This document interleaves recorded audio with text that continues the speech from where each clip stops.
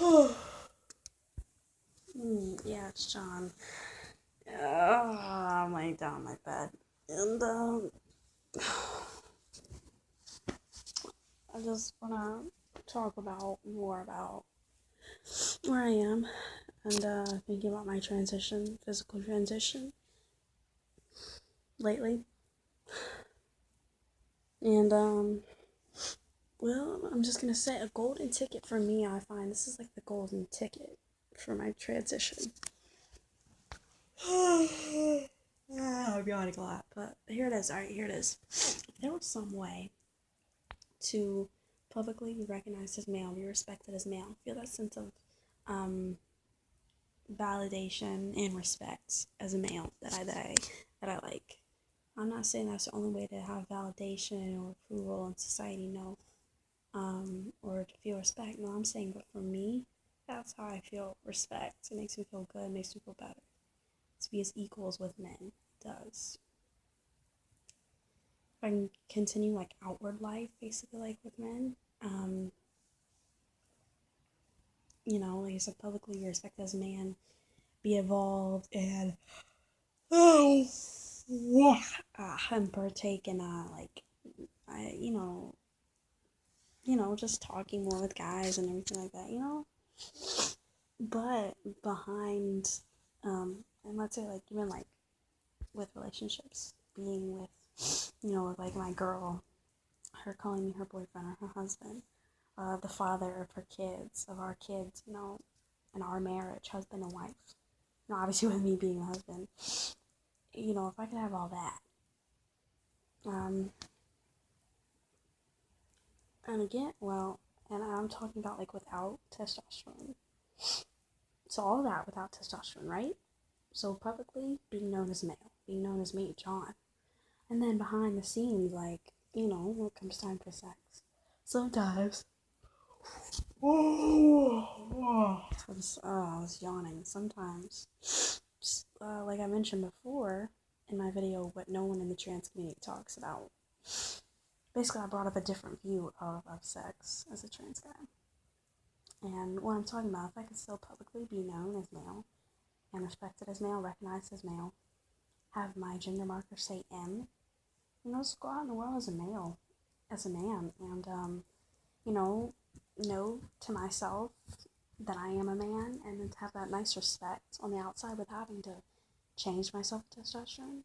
And then on the flip side with sex as well, like I said, continue to sometimes be the dominant and other times be the submissive, but yet I'm still respected by my woman as a male. You know what I'm saying? There's like no weirdness or anything like that. Like she feels more of the aggressor, and that freaks her out because I'm supposed to be the aggressor. If there's like none of that, she treats me as her husband, as her male counterpart. You know what I'm saying?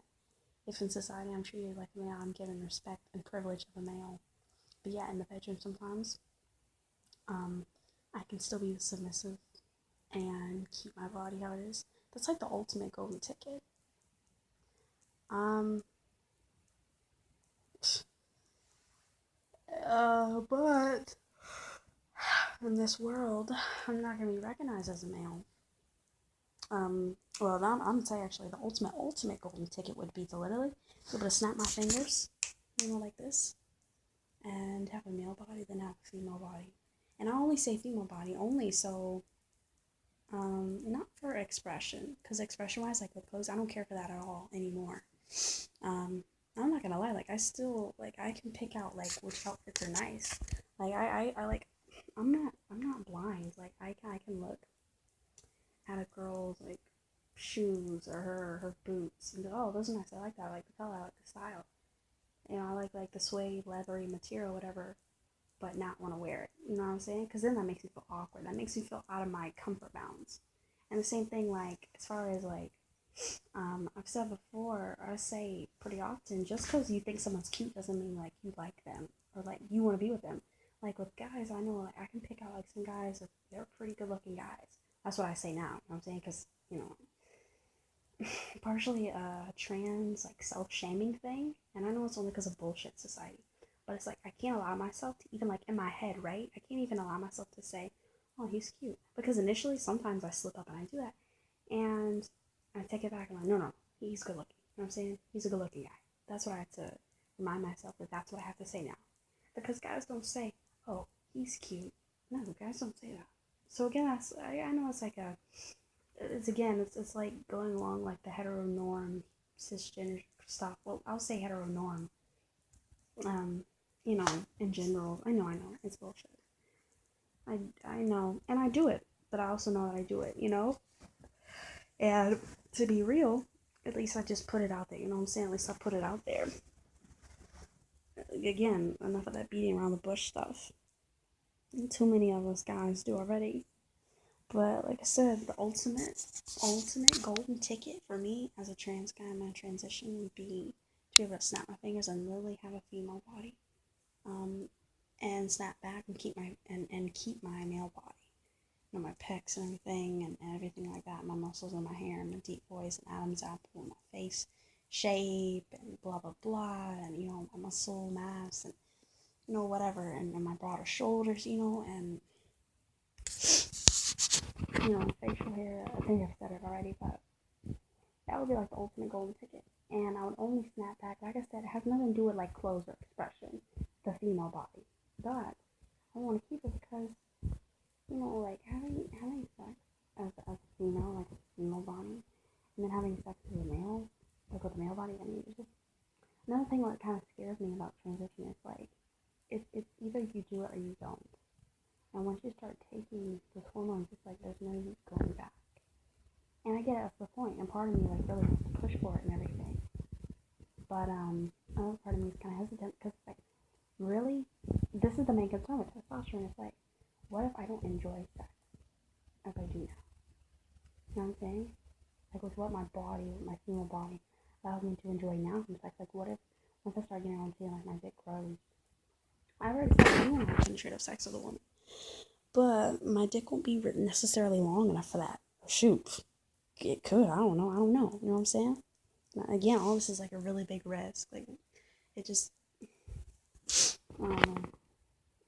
What if my voice isn't how I want it to? And I guess I'll have to settle. Either way, I'm still a man. But again, it's like if I can say that, and like if I can say, hey, well, it's not really a big deal if my voice isn't somehow deep enough, or I'll have facial hair, or grow it as quickly as I want. If I can say that, if I can say, hey, I'm still a man, like I still know who I am, then it kind of really, it just shows that whole ironic twist of, well, then what the hell is the point of thinking about like tea anyway? It really does. It really pushes like that ironic twist, though. Like if facial hair and the voice isn't much of a big deal to me anyway, because either way I'm a man and I know it, and then what the hell does it matter for? Why is it even an option? Why can't I just be trans without it? And that's true. That's very true. But another point I was saying is, if I could have that golden ticket, I'm talking about the first one, not the golden ticket where I can literally just snap my fingers and I mean, just finish what I was saying for that one. I would only want my female body for sex because, like I said, I'm afraid with tea that maybe I won't enjoy sex, later with the hormones. I'm afraid I don't know what to expect. But it's not like there's like a testing trial for this. It's literally either you do or you don't.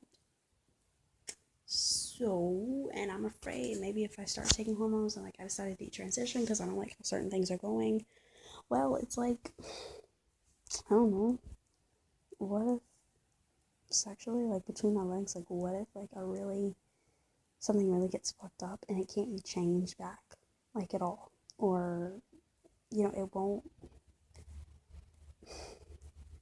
I know what I'm trying to say. I just don't want to stuff my own toes. I don't want to go for something that isn't as great as I think it is. And especially if it's sex, I don't need that to get fucked up down there. I don't want that to get fucked up. Come on now. Like, if sex is ruined for me, come on. That'd be awful. Come on.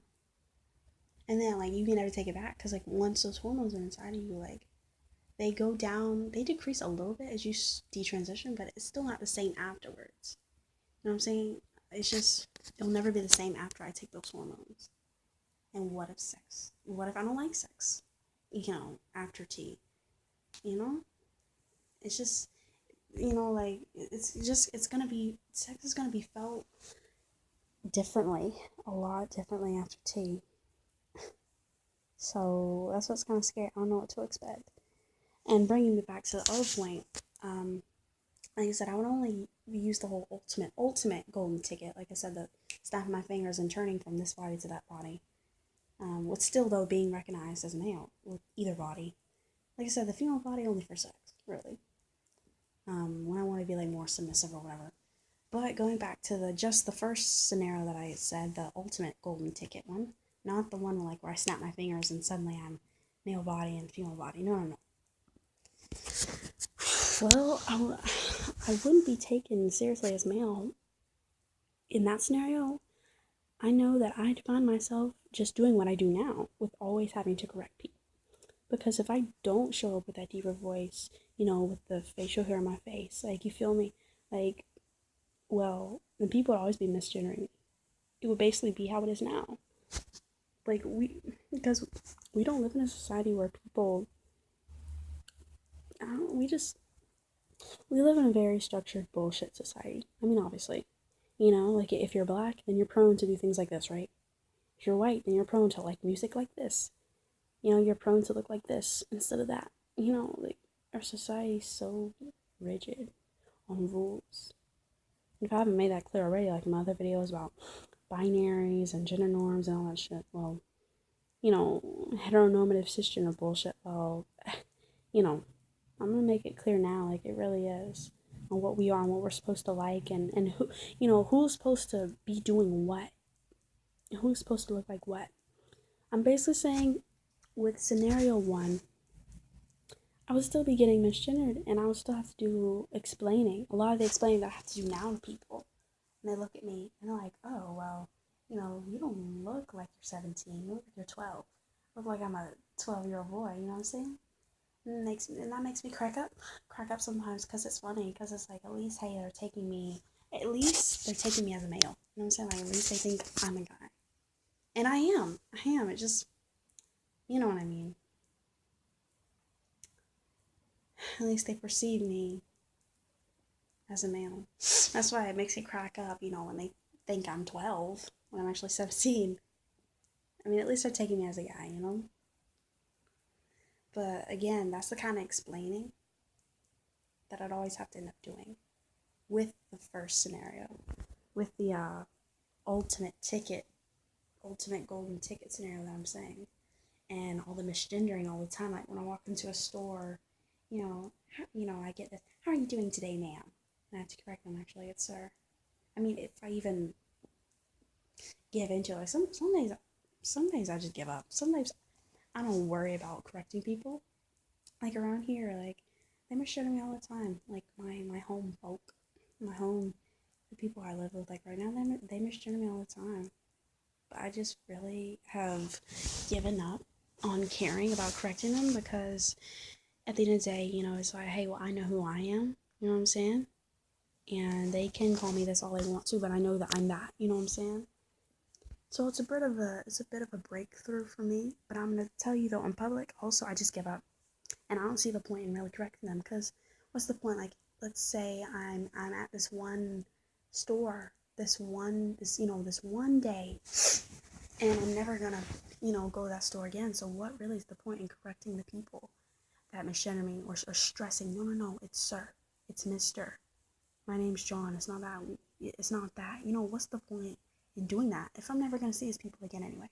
So that's really most of the time why, like, as of late, I just really kind of give up, and I don't stress myself or get all worked up and offended when people misgender me.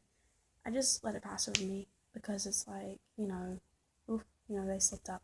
Oh well, it is what it is, and the moment's over. You know what I'm saying?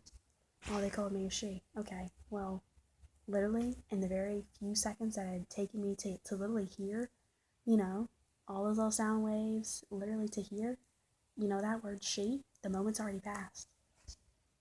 And the time that it's taken me to slightly get offended by it, the moment's already over. You know what I'm saying?